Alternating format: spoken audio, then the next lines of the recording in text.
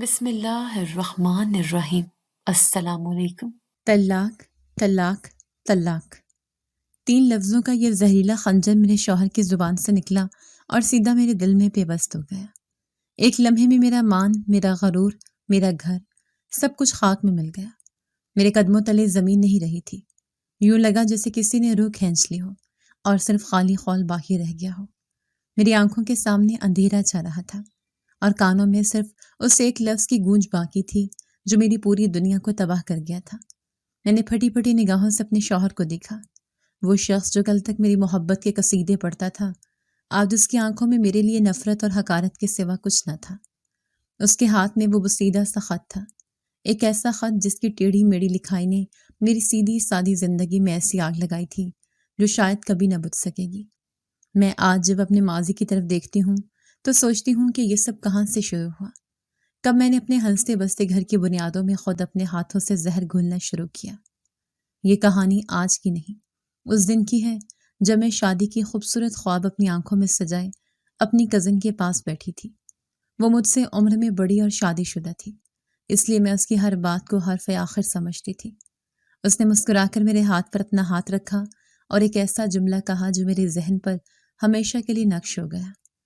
ارے ساس سسر تو کباب میں ہڈی ہوتے ہیں، ان کو تو کبھی کسی کھاتے میں نہ لانا۔ شادی سے پہلے میری شادی شدہ کزن نے جب میرے کان بھرنے شروع کیے تو میرے دماغ میں یہ فطور ہی بیٹھ گیا کہ ساس سسر واقعی فساد کی جڑ اور کھانے کا ضیاء ہوتے ہیں۔ وہ اس قدر یقین اور ہمدردی سے مجھے سسرال کی منفی باتیں بتاتی تھی کہ میرا دماغ مکمل طور پر اپنے ہونے والے سسرال کے خلاف ہو گیا۔ وہ کہتی تھی کہ دیکھو، شوہر تو اپنا ہوتا ہے لیکن اس کے ماں باپ ہمیشہ پرائے رہتے ہیں۔ وہ بس اپنے بیٹے پر قبضہ جمائے رکھنا چاہتے ہیں اور بہو کو ایک نوکرانی سے زیادہ کچھ نہیں سمجھتے۔ اس کی باتوں نے میرے دل میں ایک انجانا خوف پیدا کر دیا۔ شادی ہوئی اور میں پیا گھر سدھار گئی۔ وہاں جا کر معلوم ہوا کہ حالات ویسے نہیں تھے جیسا نقشہ میری کزن نے کھینچا تھا۔ ساس کا انتقال کافی عرصے پہلے ہو چکا تھا اور 2 نندیں تھیں جو شادی شدہ تھیں اور اپنے گھروں میں خوش تھیں۔ گھر میں میرے اور میرے شوہر کے علاوہ صرف ایک تیسرا فرد تھا، میرے سسر۔ وہ ایک بہت ہی ضعیف اور کمزور سے انسان تھے۔ چہرے پر پڑی جھریاں ان کی گزری ہوئی عمر کی گواہی دیتی تھیں اور ان کی آنکھوں میں ایک عجیب سی نرمی اور رحم دلی تھی۔ لیکن میرے دماغ میں تو کزن کی باتیں بیٹھی ہوئی تھیں کہ اگر سسر کو تھوڑی سی بھی ڈھیل دی تو وہ مجھ پر حکمران بن جائے گا۔ میرے شوہر کو شادی کی وجہ سے 1 مہینے کی چھٹی ملی ہوئی تھی۔ اس پورے مہینے میں نے دیکھا کہ میرے شوہر ہی اپنے والد کا سارا کام کرتے تھے، انہیں وقت پر کھانا دینا، ان کی دوا کا خیال رکھنا اور ان کے پاس بیٹھ کر باتیں کرنا۔ اس دوران میرے سسر نے کبھی بھی ہمارے کسی معاملے میں ایک لفظ کی بھی دخل اندازی نہیں کی۔ وہ زیادہ تر اپنے کمرے میں ہی رہتے، کبھی تسبیح پڑھتے تو کبھی کوئی کتاب اٹھا کر بیٹھ جاتے۔ وہ اپنے کام سے کام رکھتے تھے اور ان کی موجودگی کا احساس بھی بمشکل ہی ہوتا تھا، لیکن میں اپنی سوچوں میں گم تھی۔ میں سمجھتی تھی کہ وہ شوہر کے ہوتے ہوئے اتنا نیک اور شریف بننے کا ناٹک کر رہے ہیں۔ جیسے ہی میرے شوہر کام پر واپس جائے گا، یہ اپنی اصلیت دکھائیں گے اور مجھ پر حکم چلانے کی کوشش کریں گے۔ میرا اپنی کزن سے بھی فون پر رابطہ رہتا تھا اور وہ بھی وقتاً فوقتاً میرے ذہن کو مزید پراگندہ کرتی رہتی تھی۔ وہ کہتی کہ بوڑھے لوگ بہت شاطر ہوتے ہیں، یہ مظلوم بن کر دکھاتے ہیں لیکن اندر سے بہت تیز ہوتے ہیں، تم بس محتاط رہنا۔ میری نندیں تو شادی کے چوتھے دن ہی اپنے اپنے گھروں کو چلی گئی تھیں اور میرا شوہر اپنے والدین کا اکلوتا بیٹا تھا، اس لیے گھر میں اب صرف ہم 3 لوگ ہی تھے۔ 1 مہینہ پلک چھپکتے ہی گزر گیا اور میرے شوہر کی چھٹی ختم ہو گئی۔ جس دن وہ پہلی بار کام پر واپس گئے، مجھے یوں لگا جیسے اب میری اصل آزمائش شروع ہوئی ہے۔ اب دیکھنا یہ تھا کہ یہ بوڑھا شخص میرے ساتھ کیا سلوک کرتا ہے۔ میرے دل میں ایک عجیب سی گھبراہٹ اور بدگمانی نے ڈیرے ڈال رکھے تھے اور میں آنے والے وقت کے لیے خود کو ذہنی طور پر تیار کر رہی تھی، ایک ایسے دشمن کا سامنا کرنے کے لیے جو شاید وجود ہی نہیں رکھتا تھا۔ شوہر کے کام پر جانے کے بعد گھر میں ایک عجیب سی خاموشی چھا گئی تھی۔ یہ وہ خاموشی نہیں تھی جو سکون دیتی ہے، بلکہ یہ ایک ایسی خاموشی تھی جو کاٹنے کو دوڑتی تھی، جو وہموں اور وسوسوں کو جنم دیتی ہے۔ گھر کی ہر دیوار مجھے گھور رہی تھی اور ہر آہٹ پر میرا دل دھڑک کر حلق میں آ جاتا تھا۔ میں نے اپنے کمرے کا دروازہ بند کر لیا اور بستر پر بیٹھ کر اپنی کزن کی باتوں کو سوچنے لگی۔ اس نے کہا تھا کہ اصلی امتحان شوہر کی غیر موجودگی میں ہوتا ہے، تب سسرال والے اپنا اصلی رنگ دکھاتے ہیں۔ میں اسی رنگ کو دیکھنے کی منتظر تھے۔ میں اس لمحے کا انتظار کر رہی تھی جب میرے سسر اپنے شریفانہ لبادے کو اتار کر ایک حاکم کے روپ میں میرے سامنے آئیں گے۔ گھر کی ساری ذمہ داری اب مجھ پر آ گئی تھی، اور اس ذمہ داری کا سب سے بھاری پتھر میرے سسر کا وجود تھا۔ مجھے ان کے لیے 2 وقت کی روٹی کا اہتمام کرنا تھا، اور یہی خیال مجھے اندر ہی اندر کھائے جا رہا تھا۔ یہ روٹی صرف روٹی نہیں تھی، میرے ذہن میں یہ میری محنت، میرے وقت اور میرے شوہر کے پیسے کا ضیاع تھا۔ دوپہر کے کھانے کا وقت قریب آ رہا تھا اور میرا دل بھاری ہوتا جا رہا تھا۔ میں نے جان بوجھ کر دیر کر دی۔ میں دیکھنا چاہتی تھی کہ وہ کب تک صبر کرتے ہیں، کب ان کا پارا چڑھتا ہے اور وہ مجھے آواز دیتے ہیں، لیکن ان کے کمرے سے کوئی آواز نہ آئی۔ آخر کار جب بھوک مجھ سے برداشت نہ ہوئی تو میں نے اپنے لیے کھانا نکالا۔ تبھی میرے سسر کے کمرے کا دروازہ آہستہ سے کھلا اور وہ لاٹھی ٹیکتے ہوئے باہر آئے۔ ان کی نگاہیں کمزور تھیں۔ انہوں نے نظر اٹھا کر میری طرف دیکھا اور ایک بہت ہی دھیمی اور ٹوٹی پھوٹی آواز میں بولے، بہو، کیا کھانے کا وقت ہو گیا ہے؟ ان کا یہ سادہ سا سوال میرے دماغ پر ہتھوڑے کی طرح لگا۔ میں نے سوچا، اچھا تو یہ ہے پہلا قدم، اپنا کھانا بھی مانگ رہے ہیں، کل کو فرمائشیں کریں گے اور پھر میرے سر پر ہی بیٹھ جائیں گے۔ میرے اندر کا زہر ایک دم سے ابلا اور میں نے بہت ہی روکھے لہجے میں جواب دیا، جب بنے گا تو آپ کو مل جائے گا، ابھی تو میں خود کھانے لگی ہوں۔ یہ کہہ کر میں ان کے سامنے ہی کرسی پر بیٹھ کر کھانا کھانے لگی۔ میں نے ایک نظر ان کے چہرے پر ڈالی۔ ایک لمحے کے لیے ان کی آنکھوں میں دکھ کی ایک لہر سے ابھری، لیکن پھر وہ خاموشی سے سر جھکا کر واپس اپنے کمرے میں چلے گئے۔ ان کے اس طرح خاموشی سے چلے جانے پر مجھے غصہ بھی آیا اور ایک عجیب سی فتح کا احساس بھی ہوا۔ میں نے اپنی کزن کو فون کیا اور اسے سارا ماجرا سنایا۔ اس نے میری ہمت بندھائی اور کہنے لگی، شاباش، تم نے بالکل ٹھیک کیا۔ ان لوگوں کو شروع سے ہی حد میں رکھنا پڑتا ہے، ورنہ یہ سر پر چڑھ دوڑتے ہیں۔ بس اب اسی طرح ڈٹی رہنا، خود کو ان پر حاوی مت ہونے دینا۔ اس کی باتوں نے میرے ارادوں کو مزید پختہ کر دیا۔ میں نے بچا ہوا سالن اور روٹی ایک پلیٹ میں ڈالی اور بغیر کسی سلیقے کے ان کے کمرے کے باہر ایک چھوٹی میز پر رکھ دی اور دروازہ کھٹکھٹا کر واپس اپنے کمرے میں آ گئی۔ میں نے انہیں آواز دینا بھی گوارا نہ کیا۔ مجھے اس بات سے کوئی فرق نہیں پڑتا تھا کہ انہوں نے کھانا کھایا یا نہیں۔ میری نظر میں نے اپنا فرض پورا کر دیا تھا۔ شام کو شوہر کا فون آیا۔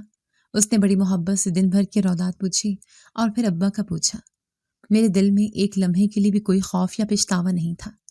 میں نے بڑی صفائی سے جھوٹ بولا، جی وہ بالکل ٹھیک ہے، میں نے انہیں وقت پر کھانا دے دیا تھا، ابھی بھی اپنے کمرے میں آرام کر رہے ہیں۔ شوہر میری آواز میں چھپے اطمینان سے خوش ہو گیا اور کہنے لگا، مجھے معلوم تھا تم سب سنبھال لو گی، تم بہت اچھی ہو۔ اس کا یہ جملہ میرے لیے تعریف نہیں بلکہ میری مکاری کی جیت کا جشن تھا۔ میں نے ایک بوڑھے اور لاچار شخص پر اپنی حکمرانی کا پہلا دن کامیابی سے مکمل کر لیا تھا۔ میں اس کے چہرے کی وہ مایوسی اور دکھ بھری نگاہیں یاد کر کے خوش ہو رہی تھی۔ میں نہیں جانتی تھی کہ جس راستے پر میں چل پڑی تھی وہ بظاہر تو مجھے طاقتور بنا رہا تھا، لیکن حقیقت میں وہ میری انسانیت کو دیمک کی طرح چاٹ رہا تھا اور مجھے کیسے انجام کی طرف لے جا رہا تھا جہاں میرے پاس سوائے خسارے کے کچھ نہیں بچنا تھا۔ رات کے اندھیرے میں نے سسر کے کمرے کے بند دروازے کی طرف دیکھا اور میرے لبوں پر ایک زہریلی مسکراہٹ پھیل گئی۔ کھیل تو بھی شروع ہوا تھا۔ اگلی صبح کا سورج میرے لیے ایک نئی جنگ کا پیغام لایا تھا۔ اب یہ میرا روز کا معمول بن چکا تھا۔ میں صبح اٹھتی، اپنے شوہر کو دفتر بھیجتی اور اس کے بعد سارا گھر میرا میدان جنگ بن جاتا تھا، جہاں میرا واحد مخالف ایک کمزور اور ایک نہتا بوڑھا شخص تھا۔ میری جیت اسی میں تھی کہ میں اسے کتنا نظر انداز کر سکتی ہوں اور اسے اس کی اوقات کتنی بار یاد دلا سکتی ہوں۔ میں نے اس کے کمرے کی طرف جانا ہی چھوڑ دیا تھا۔ وہ خود ہی کسی وقت کمرے سے نکلتے، خاموشی سے باورچی خانے میں رکھی رات کی بچی ہوئی روٹی اٹھاتے اور پانی کے ساتھ نگل کر واپس اپنے کمرے کی خاموشیوں میں گم ہو جاتے۔ میں انہیں یوں بے بسی کے عالم میں دیکھتی تو میرے اندر کا شیطان خوشی سے رقص کرتا۔ مجھے لگتا کہ میں نے اس اژدہے کو قابو کر لیا ہے جس سے میری کزن مجھے ڈراتی تھی۔ میں یہ بھول چکی تھی کہ وہ ایک انسان ہے، میرے شوہر کے والد ہیں اور سب سے بڑھ کر ایک بزرگ ہیں جن کا احترام مجھ پر واجب تھا۔ میری آنکھوں پر تو اپنی انا اور جھوٹی فتح کی پٹی بندھی تھی۔ ایک دن میری کزن کا فون آیا۔ حال احوال کے بعد اس نے مدعے کی بات شروع کی۔ اس نے پوچھا، ہاں تو بتاؤ وہ بوڑھا قابو میں آیا یا نہیں؟ میں نے بڑے فخر سے اپنی ساری کارستانیاں اسے سنائیں کہ کس طرح میں اسے نظر انداز کرتی ہوں اور اسے صرف سوکھی روٹی پر تنخواہ دیتی ہوں۔ وہ میری باتیں سن کر ہنسی اور کہنے لگی، تم ابھی بہت بھولی ہو، یہ تو کچھ بھی نہیں، اصل چیز تو جائیداد اور پیسہ ہے۔ کیا تمہیں معلوم ہے کہ تمہارے سسر کے نام کتنی زمین ہے اور بینک میں کتنا پیسہ پڑا ہے؟ اس کا یہ سوال میرے سر پر بجلی بن کر گرا۔ مجھے اس بات کا قطعی اندازہ نہیں تھا۔ میں نے جب اپنے شوہر سے باتوں باتوں میں پوچھا تھا تو اس نے بتایا تھا کہ ابا نے ہی ساری زندگی محنت کر کے سب کچھ بنایا ہے اور وہی سارے معاملات کو دیکھتے ہیں۔ میری کزن نے میرے ذہن میں ایک نیا زہر گھولنا شروع کیا۔ وہ بولی، دیکھو، شوہروں کا کوئی بھروسہ نہیں ہوتا، آج تمہارے ہیں کل کسی اور کے ہو جائیں گے۔ جب تک جائیداد تمہارے نام نہیں ہوتی تمہاری کوئی حیثیت نہیں ہے، اور وہ سب تو بوڑھے کے نام ہے۔ اس سے پہلے کہ وہ اپنی بیٹیوں کے نام سب کچھ کر دے یا کسی اور کو دے دے، تم کوشش کرو کہ سب کچھ اپنے شوہر کے نام منتقل ہو جائے اور پھر اپنے شوہر سے اپنے نام کروا لو۔ اس دن کے بعد میرے اندر کی نفرت اور حقارت نے ایک نئی اور زیادہ خوفناک شکل اختیار کر لی۔ اب میرے سسر مجھے صرف ایک بوجھ نہیں بلکہ میری دولت اور میرے محفوظ مستقبل کے راستے میں سب سے بڑی رکاوٹ نظر آنے لگے۔ میں جب بھی انہیں دیکھتی تو مجھے ان کا وجود ایک بھاری پتھر کی طرح محسوس ہوتا جو میرے خزانے پر رکھا ہوا تھا۔ میری بے رخی اب ظلم میں بدلنے لگی تھی۔ سردیوں کے دن تھے اور ٹھنڈ بڑھتی جا رہی تھی۔ ایک رات انہوں نے ڈرتے ڈرتے مجھ سے کہا، بہو، بہت سردی لگ رہی ہے، کمرے میں ہیٹر لگا دوں کیا؟ ان کا یہ کہنا تھا کہ میرے تن بدن میں آگ لگ گئی۔ میں نے غصے سے کہا، کیوں؟ میرے شوہر کیا حرام کی کمائی لاتے ہیں جو آپ پر ایسے فضول خرچی کریں گے؟ بجلی کا بل آتا ہے تو کیا وہ آپ بھریں گے؟ چپ کر کے لحاف لے کر پڑ جائیں، کچھ نہیں ہوتا۔ میری آواز اتنی اونچی اور تلخ تھی کہ وہ سہم کر رہ گئے۔ ان کے جھریوں والے چہرے پر ایک لمحے کو جو امید کی چمک آئی تھی وہ بجھ گئی اور وہ چپ چاپ اپنی لاٹھی گھسیٹتے ہوئے کمرے میں واپس چلے گئے۔ میں نے ان کے کمرے کا دروازہ بند ہوتے دیکھا اور ایک فاتحانہ مسکراہٹ میرے چہرے پر نمودار ہوئی۔ اسی رات میرے شوہر نے گھر فون کر کے بتایا کہ اسے کام کے سلسلے میں 3 دن کے لیے دوسرے شہر جانا پڑ رہا ہے۔ یہ خبر میرے لیے کسی خوشخبری سے کم نہیں تھی۔ 3 دن، پورے 3 دن کے لیے میں اس گھر کی بلا شرکت غیر مالک تھی اور میرے اس بوڑھے کے بیچ میں کوئی نہیں تھا۔ میرے ذہن میں شیطانی منصوبے بننے لگے۔ میرے دل میں خوفناک خیال ابھرا کہ یہ ایک بہترین موقع ہے، ایک ایسا موقع جو شاید میری زندگی بدل سکتا ہے۔ میں اس بوڑھے سے ہمیشہ کے لیے چھٹکارا پا سکتی تھی۔ یہ خیال بجلی کی طرح میرے ذہن میں کوندا اور میرے دل کی دھڑکن تیز ہو گئی۔ میں نے اپنے سسر کے بند دروازے کی طرف دیکھا جس کے پیچھے میری خوشحال زندگی کا سب سے بڑا کانٹا موجود تھا، اور مجھے لگا جیسے قسمت خود مجھے راستہ دکھا رہی تھی۔ شوہر کی گاڑی نظروں سے اوجھل ہوتے ہی میرے اندر جیسے کسی نے آزادی کا نکارہ بجا دیا۔ گھر کی خاموشی اب مجھے کھا نہیں رہی تھی بلکہ ایک سکون بخش موسیقی کی طرح محسوس ہو رہی تھی۔ کوئی روک ٹوک نہیں، کوئی ذمہ داری نہیں، کوئی بوجھ نہیں۔ میں نے گہرا سانس لیا اور اپنے آپ سے کہا، اب تم اس گھر کی واحد حاکم ہو۔ میرے ذہن میں وہ خوفناک خیال جو رات کو ابھرا تھا اب ایک مکمل اور واضح منصوبے کی شکل اختیار کر چکا تھا۔ یہ 3 دن میرے لیے ایک سنہری موقع تھے، اس بوڑھے کو یہ احساس دلانے کا کہ اس گھر میں اس کی حیثیت ایک پالتو جانور سے زیادہ نہیں، جسے جب چاہا کھانا دیا اور جب چاہا بھوکا چھوڑ دیا۔ میں نے فیصلہ کیا کہ میں اسے بھوکا رکھوں گی۔ میں جانتی تھی کہ وہ بہت کمزور اور بوڑھا ہے، وہ خود سے اٹھ کر اپنے لیے ایک گلاس پانی تک نہیں بھر سکتا تھا، کھانا بنانا تو بہت دور کی بات تھی۔ باورچی خانے میں جو کچھ پڑا تھا وہ بھی میں نے چھپا دیا تاکہ اگر وہ ہمت کر کے باہر نکلے بھی تو اسے کھانے کے لیے کچھ نہ ملے۔ میرے دل میں رحم یا ترس نام کی کوئی چیز باقی نہیں رہی تھی۔ میری نظروں کے سامنے صرف اور صرف وہ جائیداد گھوم رہی تھی جس پر وہ سانپ بن کر بیٹھا ہوا تھا۔ مجھے لگتا تھا کہ بھوک اور بے بسی اسے اندر سے توڑ کر رکھ دے گی، شاید وہ بیمار پڑ جائے اور میری جان ہمیشہ کے لیے چھوڑ جائے۔ پہلا دن میں نے صبح کوئی ناشتہ نہیں بنایا، نہ خود بھی بھوکی رہی تاکہ کوئی آہٹ سن کر اسے یہ گمان نہ ہو کہ گھر میں کوئی موجود ہے۔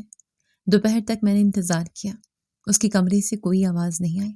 شاید وہ یہ سوچ کر صبر کر رہا تھا کہ میں سو رہی ہوں یا کسی کام میں مصروف ہوں۔ جب مجھے یقین ہو گیا کہ وہ بھوک سے نڈھال ہو چکا ہوگا تو میں نے ایک انتہائی ظالمانہ قدم اٹھایا۔ میں نے اپنا لباس تبدیل کیا، پرس اٹھایا اور گھر کے بیرونی دروازے کو باہر سے تالا لگا کر اپنی ماں کے گھر یعنی اپنے میکے کی طرف روانہ ہو گئی۔ میں نے ایک بار بھی مڑ کر اس بند دروازے کی طرف نہیں دیکھا جس کے پیچھے ایک بے بس اور لاچار بوڑھا شخص میری راہ دیکھ رہا تھا۔ میں یہ بات اچھی طرح جانتی تھی کہ میں اسے ایک قید خانے میں بند کر کے جا رہی تھی، ایک ایسے قید جہاں نہ کھانا تھا نہ پانی اور نہ ہی کوئی مدد کو آنے والا۔ میرے دل میں سفاکیت اور بے حسی کا راج تھا۔ میں نے اپنے ذہن کو یہ کہہ کر مطمئن کر لیا کہ میں کون سا اسے اپنے ہاتھ سے مار رہی ہوں، اگر اس سے کچھ ہو بھی گیا تو کوئی مجھ پر الزام نہیں لگا سکتا۔ میں کہ پہنچ کر میں ایسے ظاہر ہوئی جیسے کچھ ہوا ہی نہیں۔ میں اپنی ماں اور بہنوں کے ساتھ ہنسی مذاق کرتی رہی، اچھے اچھے کھانے کھاتی رہی، لیکن میرے ذہن کے کونے میں وہ گھر اور اس میں قید وہ بوڑھا شخص موجود تھا۔ ہر چند گھنٹوں بعد میرے دل میں خیال آتا کہ وہ کس حال میں ہوگا، کیا کر رہا ہوگا، لیکن پھر میری کزن کی باتیں اور جائیداد کی لالچ اس خیال پر حاوی ہو جاتی اور میں اپنی بے فکری میں مگن ہو جاتی۔ رات کو شوہر کا فون آیا۔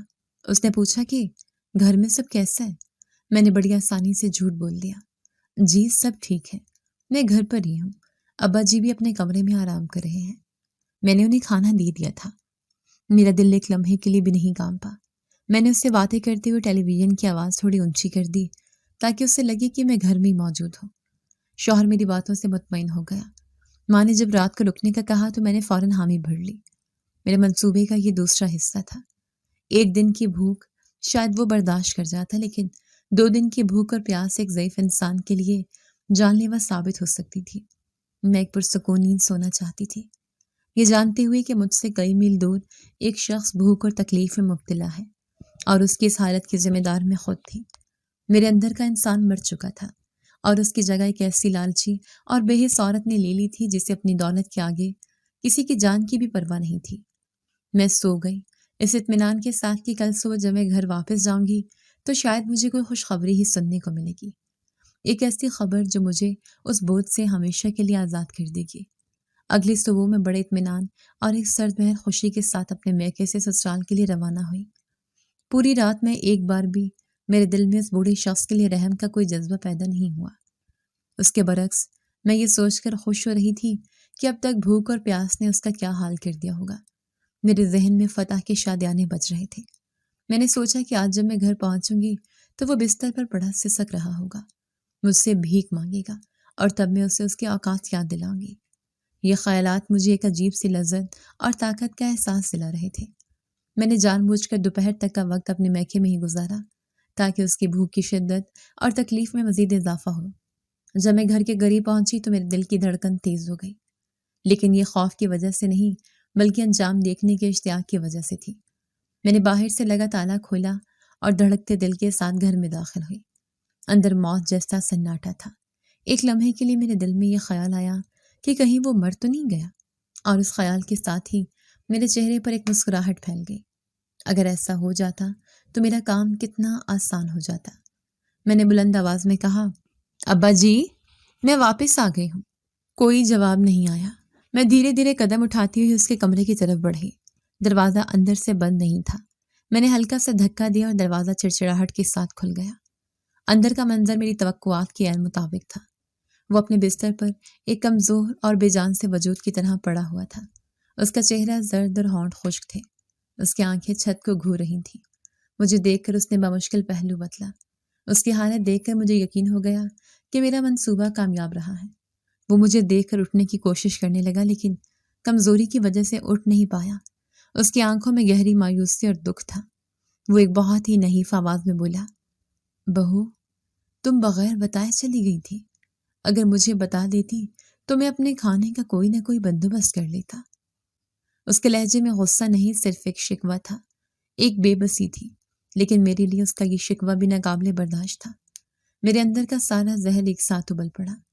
میں نے انتہائی حقارت سے کہا، کیوں؟ میں نے نہیں بتایا تو کیا ہوا؟ ایک دن کھانا نہیں کھایا تو کون سا تمہاری جان نکل گئی ہے؟ میں کیا تمہاری نوکر ہوں جو ہر وقت تمہاری خدمت میں لگی رہوں اور کہیں آ جا بھی نہ سکوں؟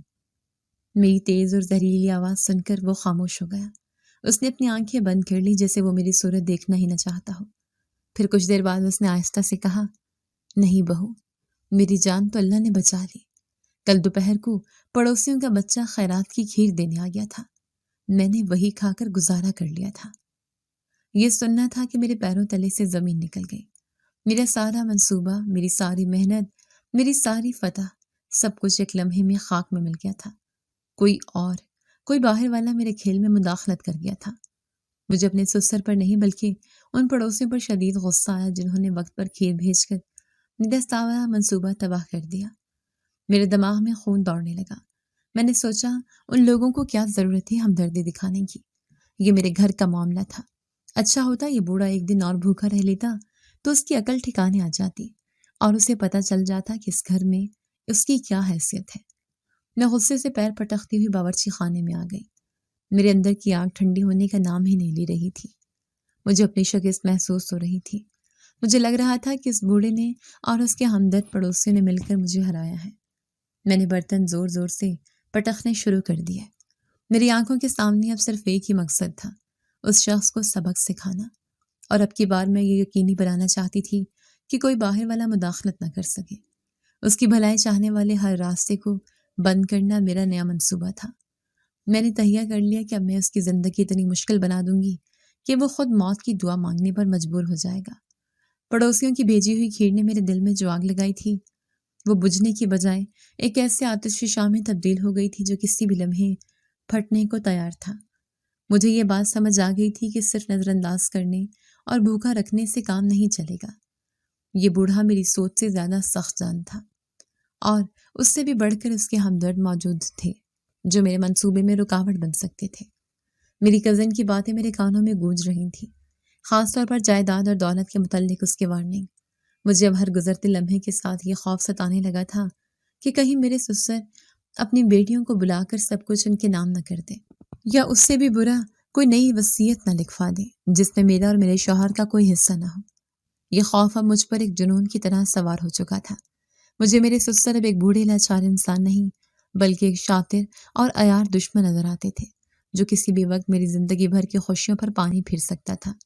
میرے شوہر کی واپسی میں اب صرف ایک دن باقی تھا، اور مجھے اس ایک دن میں کچھ ایسا کرنا تھا جو اس مسئلے کو ہمیشہ کے لیے جڑ سے اکھاڑ پھینکے۔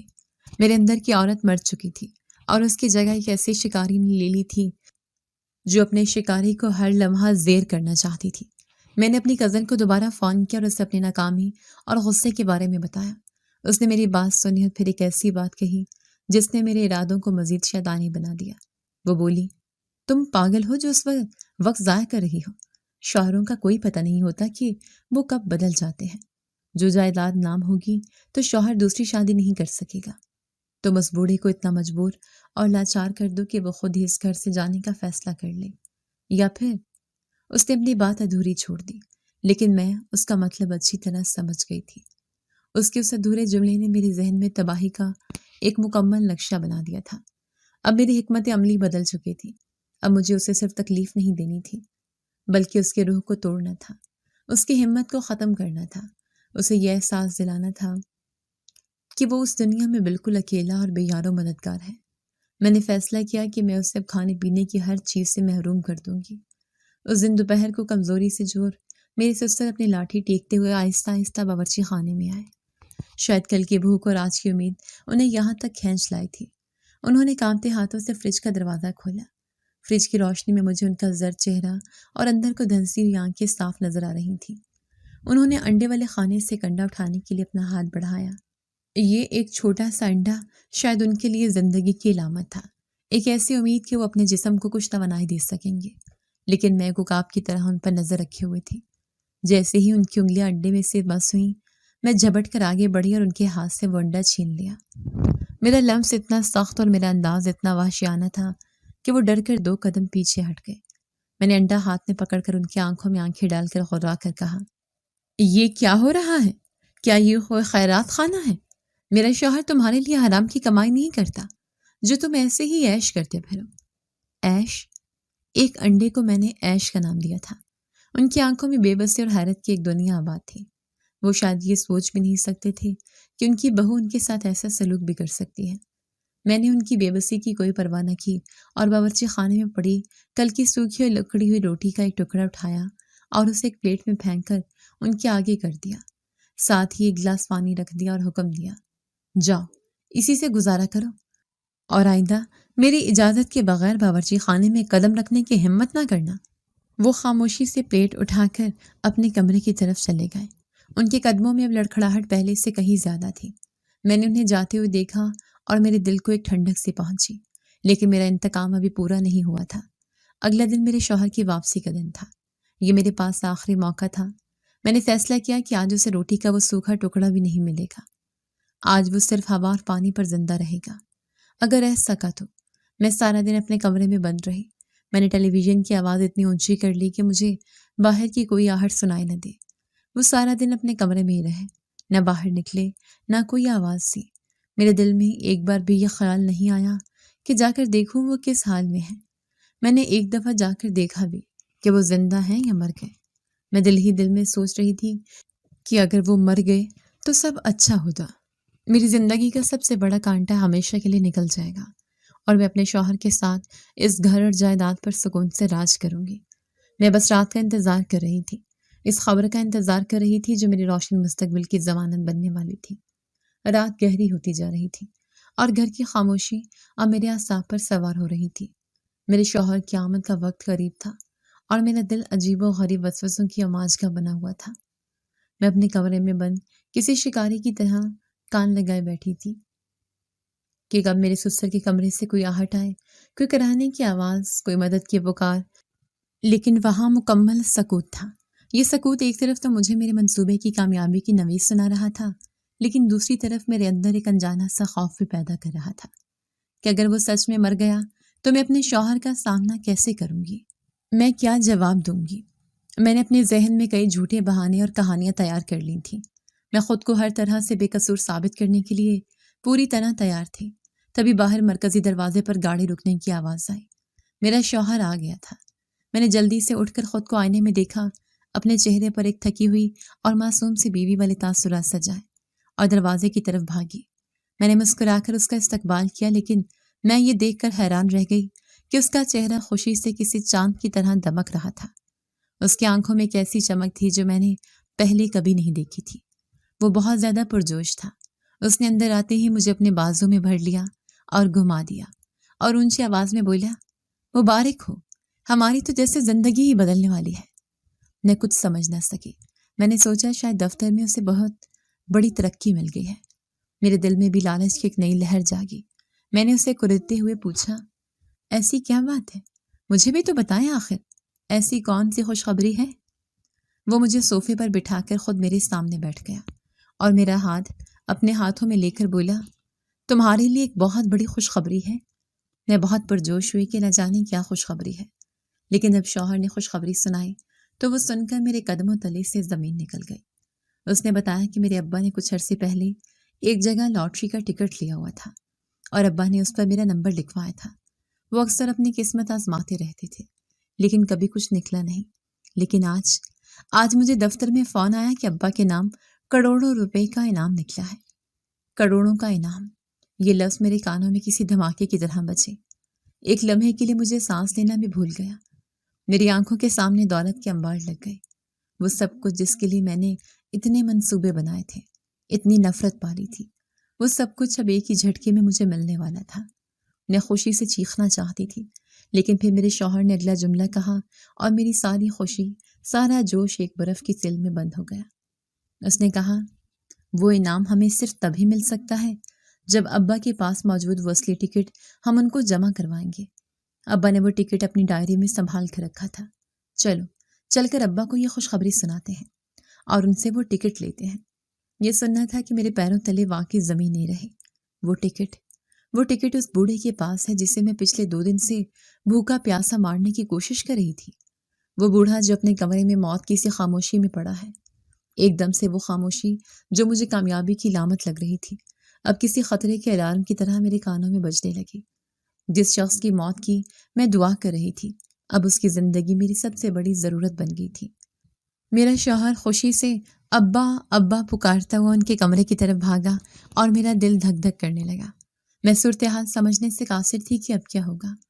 میں ڈرتے ڈرتے اس کے پیچھے چلی۔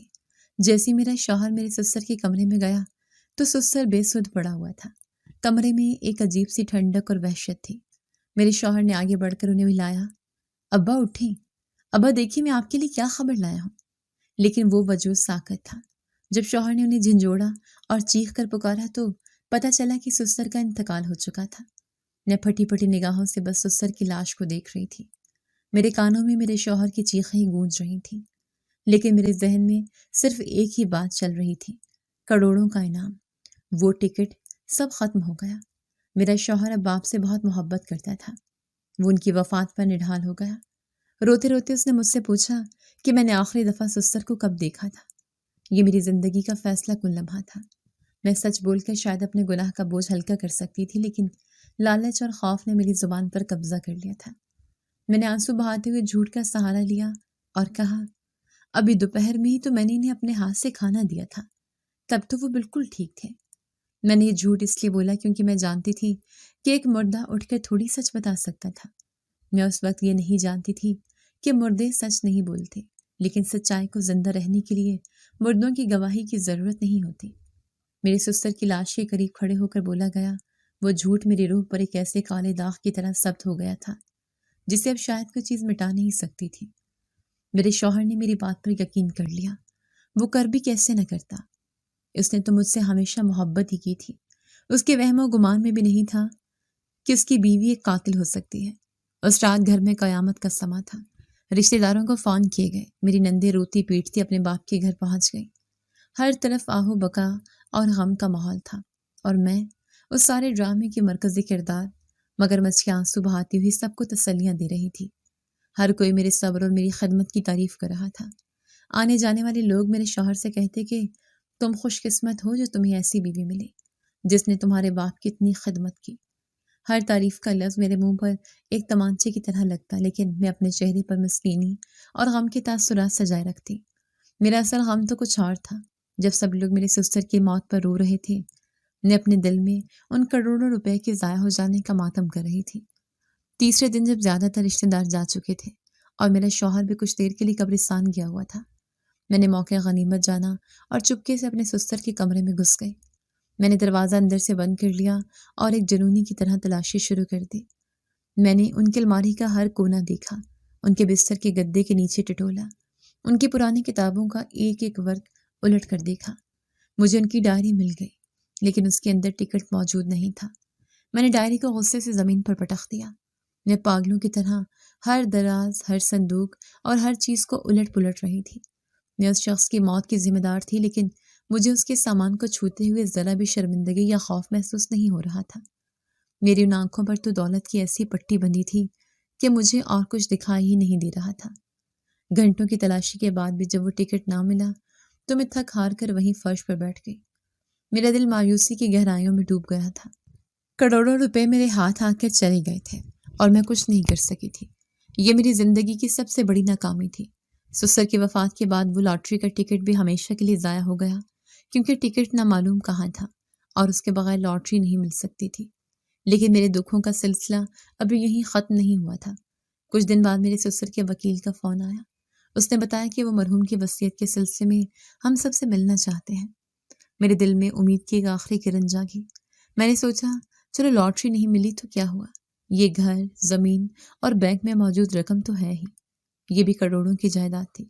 میں اپنے شوہر اور نندوں کے ساتھ وکیل کے دفتر پہنچی۔ وکیل نے ہم سب سے تعزیت کی اور پھر لفافہ کھول کر وصیت پڑھنا شروع کی۔ اس نے جو بتایا اسے سن کر ایک بار پھر میرے پیروں تلے سے زمین کھسک گئی۔ وکیل نے بتایا کہ میرے سسر نے اپنی وفات سے چند ماہ قبل ہی اپنی وصیت میں تبدیلی کروا دی تھی۔ انہوں نے اپنی کل جائیداد کا آدھا حصہ شہر کے سب سے بڑے یتیم خانے کے نام کر دیا تھا۔ یہ سن کر میری نندیں تو اپنے باپ کی سخاوت پر انہیں دعائیں دینے لگی، لیکن میرے سینے پر جیسے کوئی سانپ لوٹ گیا تھا۔ آدھی جائیداد، جس دولت کے لیے میں نے اتنا بڑا گناہ کیا تھا، وہ اب آدھی رہ گئی تھی۔ میرا دماغ سن ہو چکا تھا۔ میں اسی غم میں تھی کہ میری ساری محنت، سارے منصوبے، سب کچھ آدھا رہ گیا۔ میں نے ایک انسان کی جان لے لی اور بدلے میں مجھے کیا ملا؟ آدھی دولت اور ایک ضائع شدہ لاٹری کا ٹکٹ۔ میں سوچ رہی تھی کہ شاید اب میری زندگی کا برا وقت ختم ہو گیا ہے، شاید اب مجھے اسی آدھی دولت پر ہی گزارا کرنا پڑے گا۔ لیکن میں نہیں جانتی تھی کہ میری اصل زندگی کی تباہی تو ابھی شروع ہوئی تھی۔ میری قسمت میں ایک اور طوفان لکھا تھا جو بچی کھچی زندگی کو بھی بہا کر لے جانے والا تھا۔ دن گزرتے جا رہے تھے، لیکن ہمارے گھر پر چھائے غم اور مایوسی کی چادر مزید گہری ہوتی جا رہی تھی۔ لاٹری کا انعام اور آدھی جائیداد ہاتھ سے جانے کا غم مجھے اندر ہی اندر کھائے جا رہا تھا، اور میرا شوہر اپنے باپ کی ناگہانی موت کے صدمے سے باہر نہیں آ پا رہا تھا۔ وہ اکثر گھنٹوں اپنے باپ کے کمرے میں چپ چاپ بیٹھا رہتا، ان کی چیزوں کو دیکھتا رہتا اور کبھی کبھی بنا آواز کے روتا رہتا۔ میں اس کے پاس جا کر اسے تسلی دینے کی کوشش کرتی، لیکن میرے الفاظ کھوکھلے اور میری ہمدردی جھوٹی ہوتی تھی۔ شاید اسی لیے اس پر کوئی اثر نہیں ہوتا تھا۔ ہمارے درمیان ایک انجانی سی خلیج حائل ہو گئی تھی۔ وہ مجھ سے بات تو کرتا تھا، لیکن اس کی آنکھوں میں میرے لیے وہ پہلی جیسی محبت اور گرم جوشی نہیں رہی تھی۔ میں اپنی اس حالت پر کڑتی رہتی۔ مجھے لگتا تھا کہ میں نے جو کچھ بھی کیا اسی شخص کے مستقبل کو محفوظ بنانے کے لیے کیا، لیکن اسے میری قربانیوں کا کوئی احساس ہی نہیں تھا۔ میں اب بھی اپنی کزن سے فون پر بات کرتی تھی اور وہ مجھے دلاسا دیتی کہ مرد ایسے ہوتے ہیں، کچھ دن میں سب بھول بھال کر تمہارے پاس سے آئے گا، تم بس صبر کرو اور خود کو مظلوم ظاہر کرتی رہو۔ ایک دن جب میں باورچی خانے میں کام کر رہی تھی تو میرے شوہر میرے سسر کے کمرے سے کچھ پرانی کتابیں اور کاغذات اٹھا لایا۔ اس نے کہا کہ میں ان میں سے ضروری کاغذات الگ کر کے باقی چیزوں کو ٹھکانے لگا دوں۔ اس کی آواز میں گہرا دکھ تھا۔ میں نے سر ہلا دیا اور اس کے جانے کے بعد کاغذات کے اس ڈھیر کو دیکھنے لگی۔ زیادہ تر پرانے خطوط، رسیدیں اور کتابیں تھیں۔ میں بے دلی سے انہیں ایک طرف رکھ رہی تھی کہ میری نظر ایک پرانے صندوق پر پڑی جو میرے سسر ہمیشہ اپنے سرہانے رکھتے تھے۔ میرے شوہر نے شاید اسے کھول کر نہیں دیکھا تھا۔ میرے دل میں ایک تجسس کی لہر اٹھی۔ میں نے سوچا کیا خبر وہ لاٹری کا ٹکٹ اسی میں پڑا ہو۔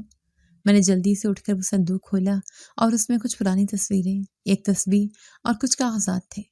میں مایوسی سے انہیں الٹ پلٹ رہی تھی کہ میری نظر ایک بند لفافے پر پڑی۔ اس پر کانپتے ہوئے ہاتھوں سے لکھا تھا میرے بیٹے کے نام۔ میرا دل زور سے دھڑکا۔ ایک انجانے خوف نے مجھے گھیر لیا۔ میں نے سوچا کہ اسے کھول کر پڑھوں، لیکن مجھ میں ہمت نہ ہوئی۔ میں نے وہ خط اٹھا کر اپنے شوہر کے پاس لے گئی۔ میں اسے دکھانا چاہتی تھی کہ میں کتنی ایماندار ہوں کہ مجھے جو کچھ ملا میں اس کے پاس لے آئی۔ وہ اس وقت اپنے باپ کی تصویر دیکھ رہا تھا۔ اس نے میرے ہاتھ سے وہ لفافہ لیا اور اس پر اپنے باپ کی لکھائی دیکھ کر اس کی آنکھیں بھیگ گئیں۔ اس نے کانپتے ہاتھوں سے لفافے کو کھولا اور اس میں سے ایک خط نکالا۔ وہ ٹیڑھی میڑھی اور کمزور لکھائی تھی، ایسے لکھا ہے جیسے کسی نے اپنی آخری ہمت جمع کر کے لکھی ہو۔